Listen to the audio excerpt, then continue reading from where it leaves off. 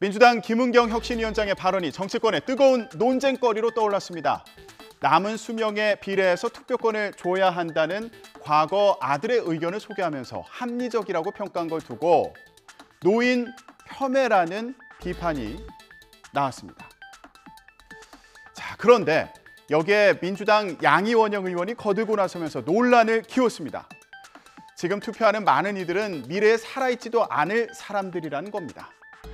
그런 만큼 미래에 더 오래 살아있을 청년과 아이들이 그들의 미래를 결정할 수 있어야 한다면서 젊은 층의 정치 참여를 독려한 건데 불난집에 기름 부은 꼴이 됐습니다.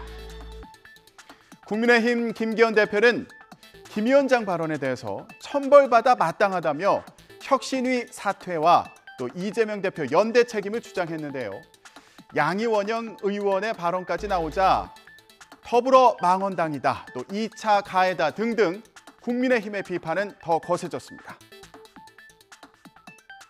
각 유권자에게 남은 기대 수명에 따라 비례적으로 투표권을 주자는 아들의 발상은 중학생다운 순진한 생각입니다.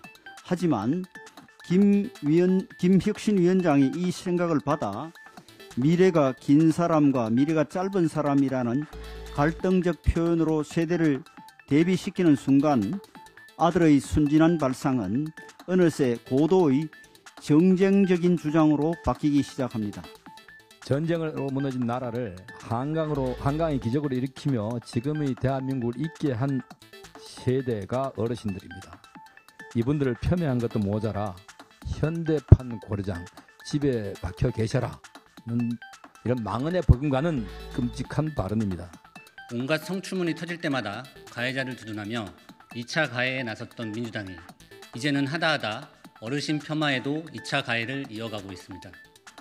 김은경 혁신위원장의 황당한 망언에 반성과 사과는 못할 망정 언론 탓을 하더니 급기야 양이원영 의원은 대놓고 어르신 세대를 겨냥하고 김 위원장의 망언을 두둔했습니다.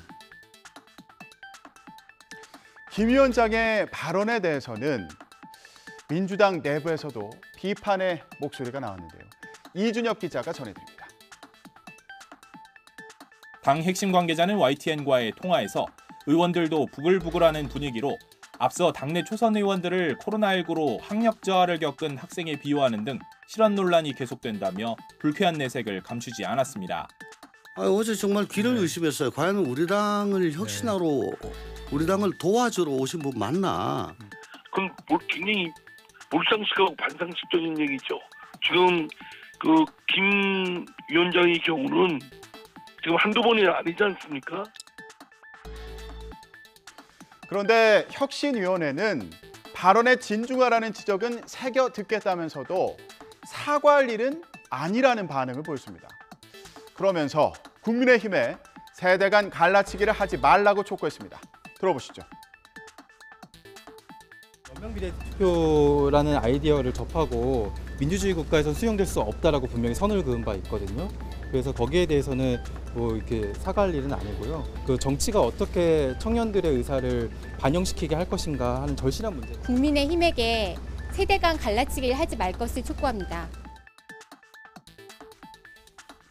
이 같은 혁신위 반응에 논란이 수그러들지 않았기 때문일까요?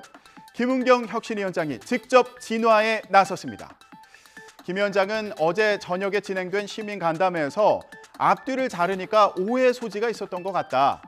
자신도 곧 60인데 노인을 폄하하겠느냐며 노여움을 푸셨으면 좋겠다. 이렇게 얘기했습니다. 논란이 가라앉을지 주목되는데요.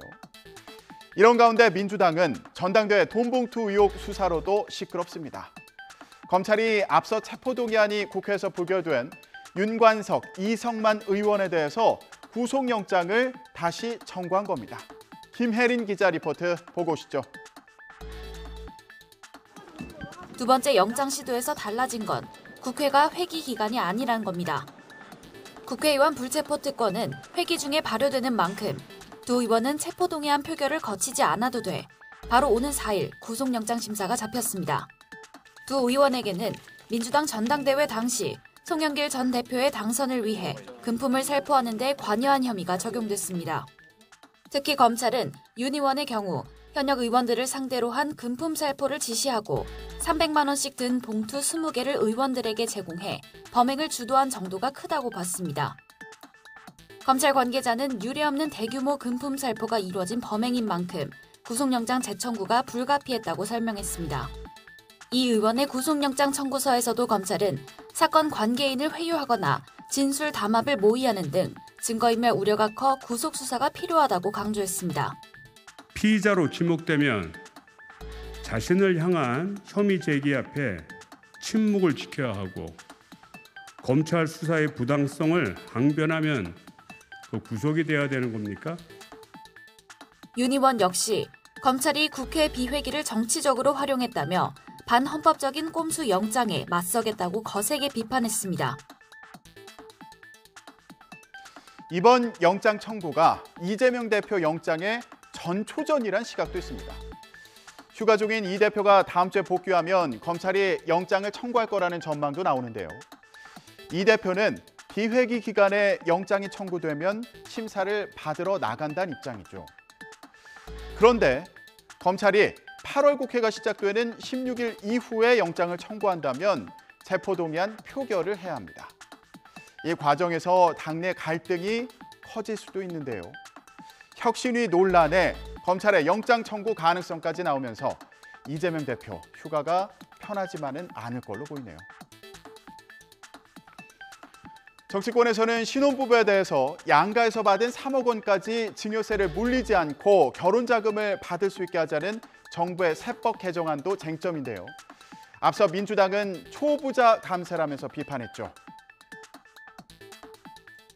정부가 이번에는 초부자 특권 감세 또 들고 나왔습니다. 증여 못 받아서 결혼 못하는 거 아닙니다. 이런 방안으로 혜택 볼 계층 극히 적습니다. 많은 청년들에게 상실감, 소외감을 줄 것입니다.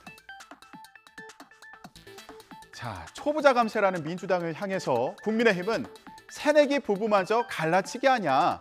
결혼을 장려해 저출산 문제를 해결하겠다는 건 국가가 청년 신혼부부에게 해야 할 의무라고 비판했는데요. 들어보시죠.